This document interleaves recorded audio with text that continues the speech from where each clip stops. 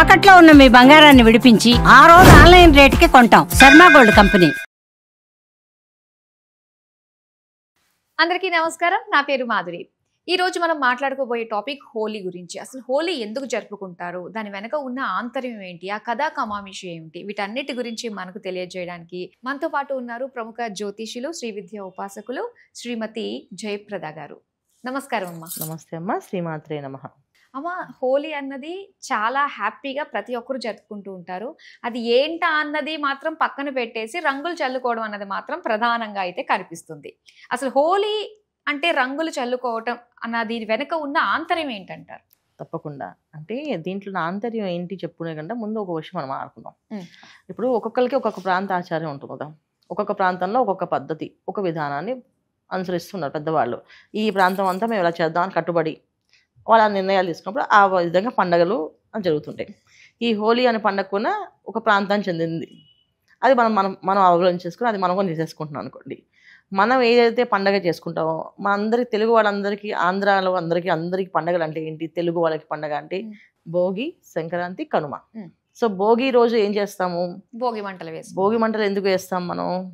భోగికి ముందు నెలకండ అని చెప్పేసి 15 రోజులు చక్కగా ముగ్గులు వేసి, రంగువల్ల ముగ్గులు వేసి గొబ్బెమ్మలు పెడతాం. సో చేతితో గొబ్బెమ్మలు చేయడం ఏంటంటే మన పాప కర్మలు తొలగించమని అర్థం. సో నేను అన్నిటికంటే ముఖ్యమైనది ముట్టుకుంటున్నాను. అది ఏంటి అంటే ఆవు మలమూత్రాలు. సో అవి ముట్టుకొని దాన్ని తీసుకొని కల్లాపు వేసి ముగ్గు వేసి ఆ ముద్దను పెడుతున్నాం. అంటే గోవుని పూజిస్తే ముక్కోడి దేవతల్ని పూజించినట్టు లెక్క.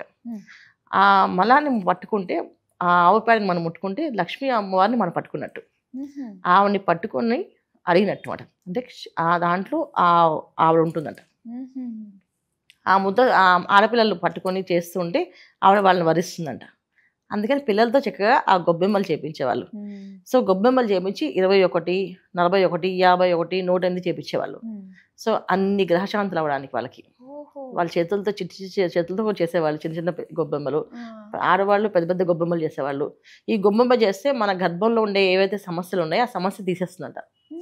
సో గర్భ సమస్యలు ఏవైతే ఆడవాళ్ళకు ఉంటాయో ఆ సమస్యలన్నీ పోయడానికి ఈ గొబ్బెమ్మలు చేయడం ఆ కార్యక్రమాలు ప్రారంభమై ఇది భోగి రోజున ఆ భోగి మంటలు ఈ పేడ ముద్దలు మొత్తం అన్ని ఒక ఉండలా కట్టి దండలా చేసి ఆ దండని ఆ భోగి మంటలో వేసేవాళ్ళు. వేగానే వీళ్ళ కర్మలన్నీ దానిలో దహించిపోతాయి. సో వీళ్ళకున్న ఆలోచనలు ఏవైతే నెగిటివ్ ఆలోచనలన్నీ పోయి పాజిటివ్ ఆలోచన వస్తాయి.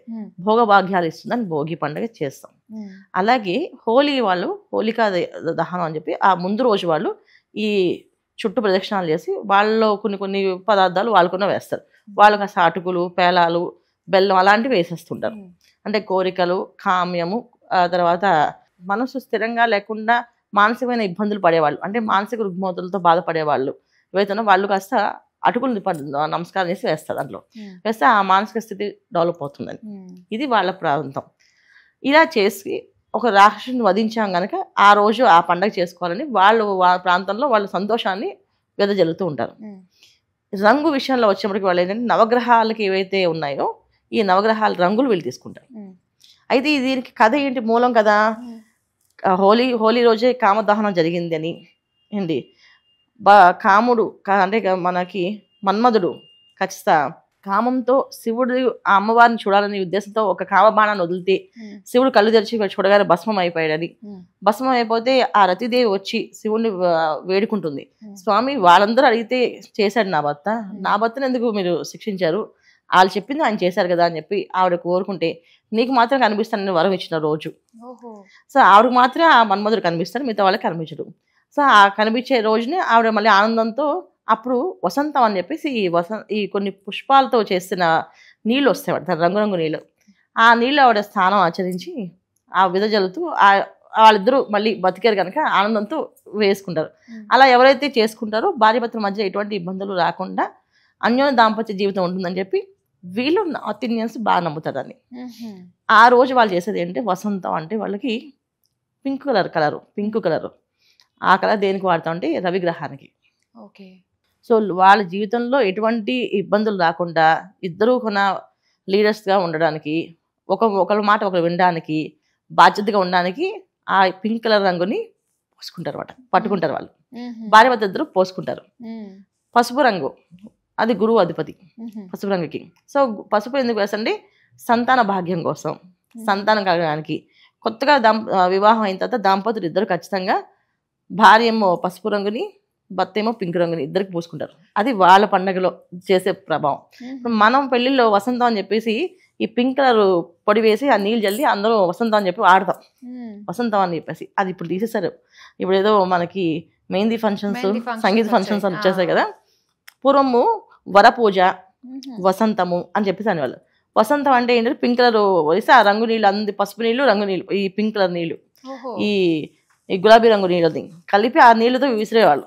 ఈ పసుపు నీళ్ళు అబ్బాయి మీద పడితే తొందరగా వివాహం అయిపోతుంది, ఈ ఈ గులాబీ రంగు నీళ్ళు అమ్మాయి మీద పడితే అమ్మాయికి వివాహం అయిపోతుంది. సో మంచి అనుకూలమైన దాంపత్య జీవితంతో మంచి హస్బెండ్ వస్తారని చెప్పి ఇలాగా ఒకటి ఉండేది. పెళ్ళిళ్ళు ఆడేవాళ్ళు. అది కాలాంతరం అది మొత్తం వెళ్ళిపోయింది అనుకోండి. అయితే ఈ హోలీ పండుగ వీళ్ళు చేసే విషయం ఏంటంటే కాస్త ఇలా పోసుకొని బొట్టు పెట్టుకొని కొత్త వస్త్రాలు వేసుకొని చేస్తారు అంతే. దాన్ని సంతోషంగా అందరూ కొన్నా కావాలి అని చెప్పి నవగ్రహాలకి అధిపతులుగా, అప్పుడు మనలో ఒక కోరిక ఒకటే సరిపోదుగా, అన్ని కావాలి, ఉద్యోగం కావాలి, పదవులు కావాలి, ఎవి కావాలి అని చెప్పేసి అన్ని రంగులు వాడతారు. నీల రంగు వేసుకుంటారు. ఏంటంటే ఎటువంటి కర్మ వచ్చినా, ఎటువంటి బాధ వచ్చినా దాన్ని భరించే శక్తిని మాకు ఇవ్వు స్వామి అని చెప్పడానికి మాత్రమే ఆ రంగు వేసుకునేది. ఆ రంగుతో వాడతారు. సో అంటే ఏంటంటే మనకు కష్టం వచ్చింది, నాకు ఈ కష్టాన్ని తీసే అని అనకూడదు.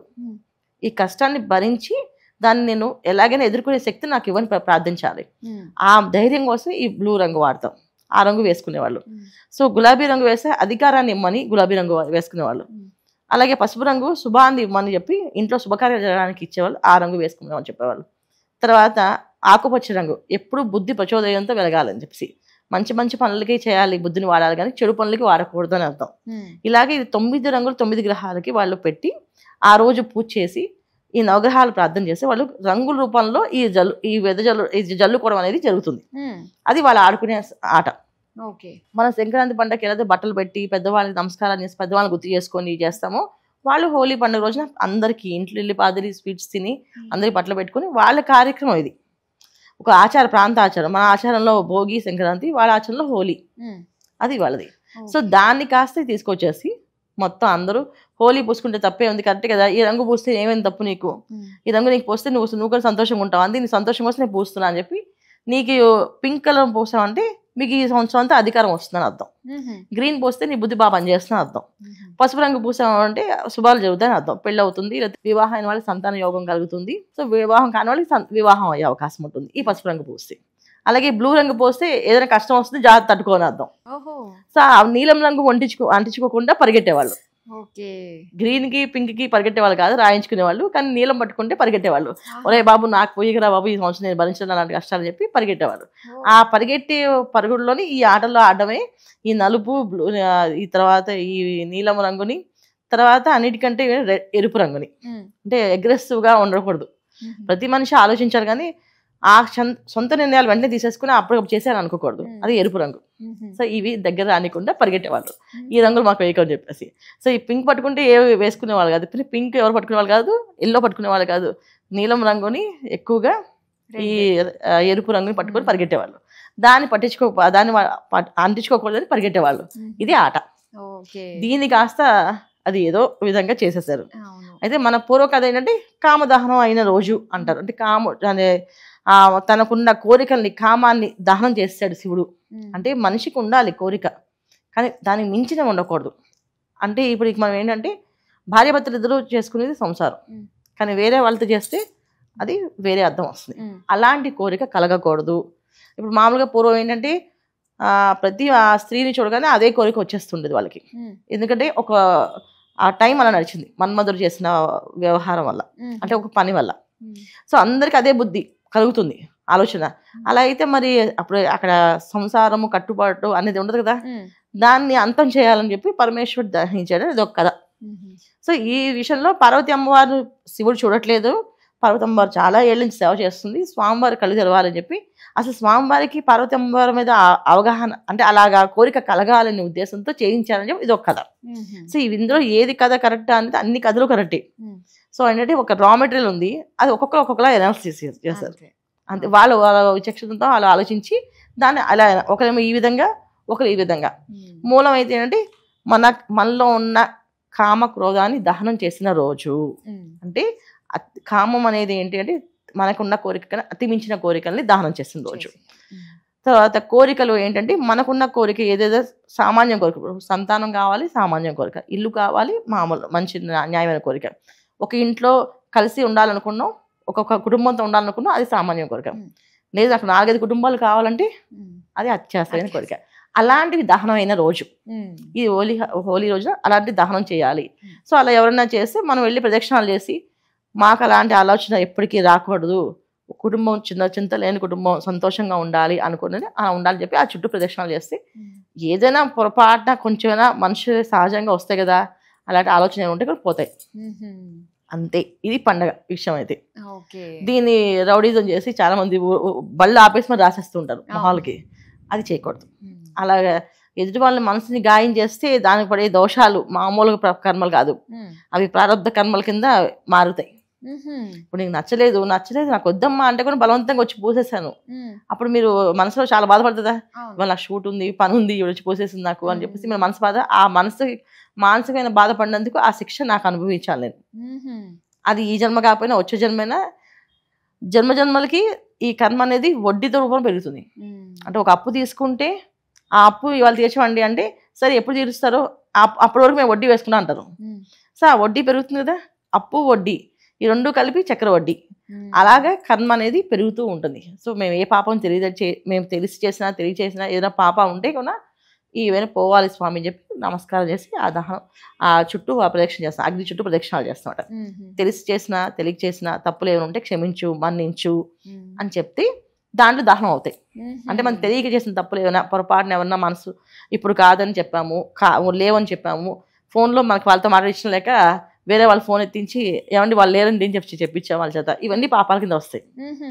ఇలాంటివి ఏవైనా ఉంటే ఆ దోషాలు పోమని ఆ రోజు ప్రదక్షిణాలు చేసి దండం పెట్టుకొని ఆ రంగులు మనకు తెలిసిన వాళ్ళు మన ఇంట్లో వాళ్ళు పెద్దవాళ్ళు వాళ్ళు కళ్ళకి అంటే వాళ్ళు పూర్వం ఏంటంటే ఇలా తీసి ఇలా రాసేవాళ్ళు, ఎవరు వస్తే వాళ్ళకి ఏది రాస్తే అది ఆ సంవత్సరం అంతా జరుగుతుంది అర్థం. చూడకుండా రాసేవారు జస్ట్ అది రంగు తీసి ఇలా రాసేవాళ్ళు. ఆ రాసినప్పుడు ఇది ఇక్కడ ఏం జరిగిందో అంతే, ఏది అంటుకుందో అది ఇక్కడే మాత్రమే. కానీ ఇలా ఒళ్ళంతా పూసుకోవడాలు నీళ్ళతో కొట్టుకోవడాలు అలాంటివి ఏం లేవు. పూల బంతితో వసంత ఉత్సవం చేశారు. బంతులు అంటే పూలన్నీ బంతుల్లా చేసి అవన్నీ ఒక నీళ్ళలో వేస్తే ఆ పూలకున్న రంగులన్నీ ఆ నీళ్ళలో కలిసి ఆ రంగులతో ఆడారు. అది దేవతలు ఒక రోజు ఆడారు, అది కొని ఈ రోజే అన్నమాట. సో అందుకని వాళ్ళు ఆడారు కనుక మనం ఆడుతున్నాం. వాళ్ళు ఆడింది మన్మధుడు మళ్ళీ బ్రతికాడు అని చెప్పి ఆనందంతో ఆడారు. ఇంత కథ కూడా ఉందన్నమాట హోలీ వెనక. చాలా పెద్ద కథ ఉంది, అంటే పెద్ద మూలం చాలా పెద్దది ఉంది. ఒక్కొక్కరు ఒక్కొక్క విధంగా ఒక్కొక్క ఋషి ఈ కథని మార్చి రాశారు. ఒక దాంట్లో ఇలాగా, ఒక దాంట్లో ఇంకొకలా రాశారు, ఇంకో దాంట్లో ఇంకొకలా రాశారు అలామాట. ఈ సో మనం తీసుకునే ఏమి తీసుకోవాలనుకుంటే మనకి ఏది కావాలో అది తీసుకోవాలి. ప్రస్తుతం ఉన్న కాలంలో ఉండే మనుషులందరికీ రేపు ప్రపంచంలో పిల్లలకి రేపు వచ్చిన రాబోయే తరాలకి హోలీ పండుగ అనేది ఒక రంగుల పండుగ కాదు, దాంట్లో ఉన్న ఆంతర్యం ఇది అని చెప్పుకోవడానికి ప్రాక్టికల్ గా చెప్పాను నేను, అంతే అర్థం అవడానికి. ఓకే, మా హోలీ పండుగ రంగులు పూసుకోవడం వెనక ఆంతర్యం గురించి, ఆ కథ గురించి తెలియజేసినందుకు ధన్యవాదాలు. నమస్తే అమ్మా, శ్రీమాత్రే నమః.